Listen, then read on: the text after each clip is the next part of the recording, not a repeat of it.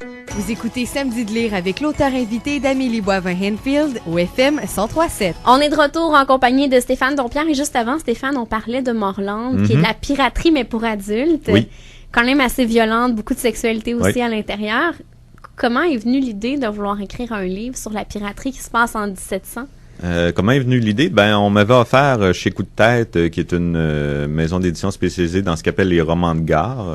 À l'époque, c'est moins clair maintenant, mais c'était ça à l'époque. Et j'avais dit oui, ça me tente, mais quand j'aurai du temps pour écrire. Et j'étais en train d'écrire Stigmate et Barbecue et j'avançais très, très lentement. Et à un moment donné, j'ai comme eu une image d'une espèce d'écrivain qui avancerait à coups de machette dans la jungle. J'avais envie de machette, j'avais envie d'avancer vite dans quelque chose. Et c'est là qu'est née mon idée de pirate. En fait, c'est un chasseur de pirates, Morlande, qui est payé pour être sur des bateaux.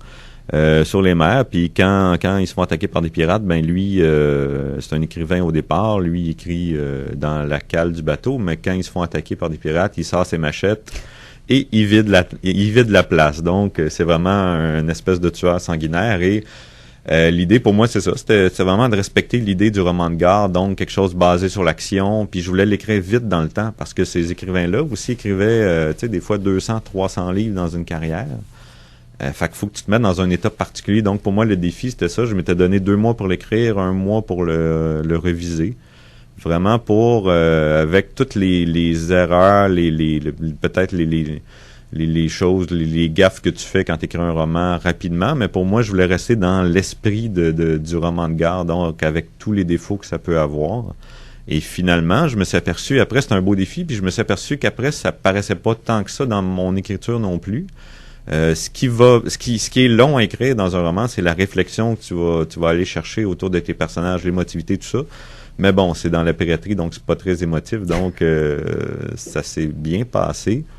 Mais c'est ça, ce que je voulais faire, c'est vraiment de réhabiliter un peu le pirate, qui est un peu rendu un livre pour enfants, alors que la piraterie, tu sais, c'est un milieu très adulte, très sans sexe et violence, donc j'ai essayé de remettre ça là-dedans. Et curieusement, il y a beaucoup de filles qui l'ont lu, qui m'ont dit c'est mon préféré de toi, et ça me surprend à chaque fois parce que il était dur à vendre au public féminin parce que ça a l'air d'un livre pour jeunes ados, justement, mais ça ne l'est pas du tout. Mais un de mes plus beaux personnages féminins, qui est Lollipop, une espèce de pirate féministe avant l'heure, est inclus dans ce livre-là. Et à l'automne dernier, tu as lancé Corax, qui est de la trilogie Orphéon. Je me demandais comment c'était de travailler avec 4 autres auteurs. Ça a été une belle expérience. Oui, même que quand on fait les salons du livre ensemble, on s'ennuie quand un est pas là. OK. Oui, non, ça a été je pense que ça a été de la magie, en fait, tout simplement, dans la mesure où quand on nous demande est-ce que vous le referiez, la plupart on dit non parce que on a l'impression que ça s'est tellement bien passé que le refaire, ça irait pas aussi bien. OK. Ça a été une belle chimie entre les auteurs. C'est Véronique Marcotte qui est allée vous chercher? Oui, Véronique Marcotte m'a approché. Elle a approché Patrick. Moi, j'ai fait découvrir à Véronique Geneviève Janel qu'elle connaissait pas. Roxane était une de ses amies à elle que moi, je connaissais pas. Donc, il y avait des gens qui se connaissaient et qui se connaissaient moins. Donc, on s'est un peu tous découverts là-dedans. Puis, ce qui est le fun, c'est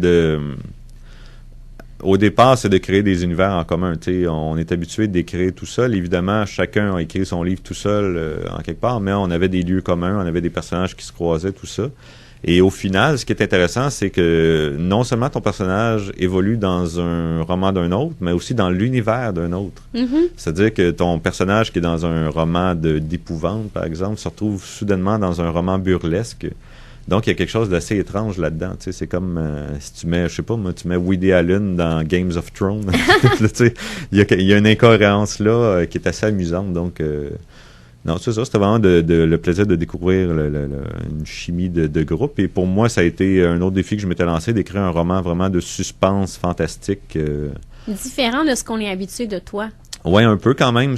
Il reste ma part d'humour qui est là, mais qui est un peu allégée dans la mesure où, quand tu veux créer un suspense, évidemment, tu peux pas tout le temps le désamorcer avec l'humour, sinon ça tue un peu le suspense. Donc, pour moi, c'était juste de réussir à bien le doser. Donc, pour moi, c'est pas c'est pas contre nature, c'est pas sortir d'une zone de confort comme on pense souvent. C'est d'explorer un nouvel univers, oui, mais quand même avec mes codes et on parle souvent de suspense, mais je le dis souvent dans n'importe quel livre que le lecteur a envie de lire, t'as des parts de suspense. Même si c'est de la chiclette, si au bout de la page 20, tu veux pas savoir ce qui se passe à la page 40, ben t'as pas de suspense dedans. Donc, en quelque part, le roman fantastique est peut-être plus près de l'os, si on veut, de la charpente du suspense, mais sinon, ça reste que quand tu écris des romans, ces codes-là, tu les connais généralement assez bien.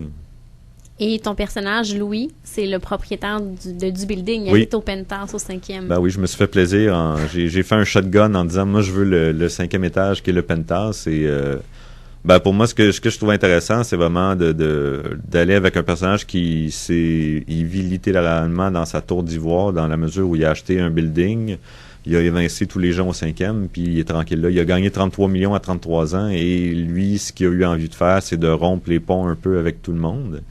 Au point que maintenant, à toutes les fois que quelqu'un l'appelle de sa famille ou de ses amis, il a l'impression que c'est intéressé à ce qu'ils veulent de l'argent, donc il y a un peu de difficulté avec ses relations à cause de l'argent.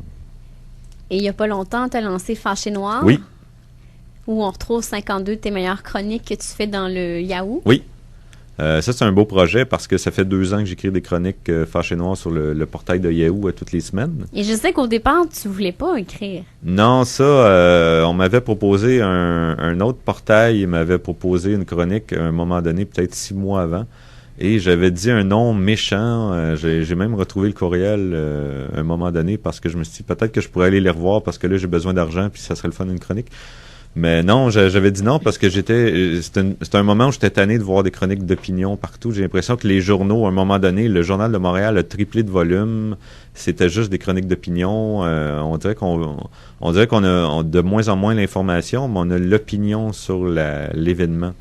Et moi, je trouve ça un peu étourdissant. Puis je me dis à un moment donné, c'est qui ces gens-là? Pourquoi leur avis? Pourquoi le gars que je connais pas qui donne son opinion, qui dit soudainement pour en finir avec? Comme si monsieur fait de l'opinion et là, lui, il a décidé que son opinion, c'était la bonne, c'était la dernière. Après ça, le sujet est clos.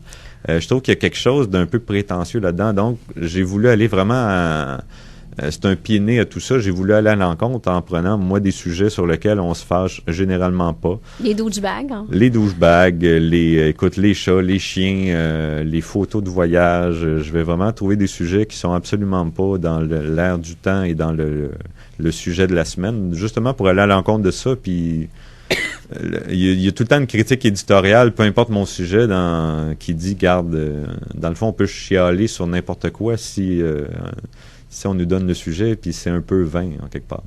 Donc, c'est de l'humour et...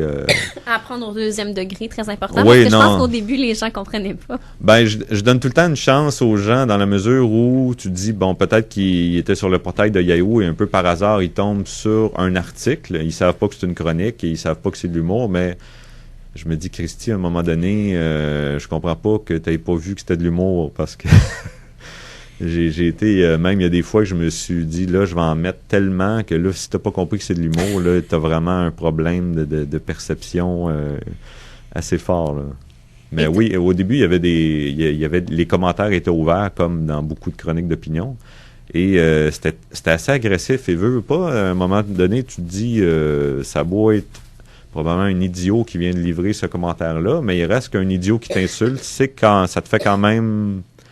ça te fait pas sourire, là. C'est quand même une agression verbale et donc il y avait quelque chose. Et à un moment donné, écoute, il y a des gens qui aimaient ma chronique qui se faisaient dire par d'autres que pourquoi t'aimes ça. Puis tu sais, c'est rendu que les gens avaient même plus le droit d'aimer ma chronique. Fait que j'ai demandé qu'on retire les commentaires à un moment donné. Puis la chronique s'emporte mieux. De toute façon, c'est pas une chronique qui porte à débat. Tu sais, c'est justement, c'est un clin d'œil, on rit de quelque chose, puis c'est pas, on n'ouvre pas un sujet, un débat, êtes-vous pour ou contre les chiens ou les chats, là, j'ai écrit une chronique contre les chats, mais en quelque part, on comprend que j'ai pas pris position.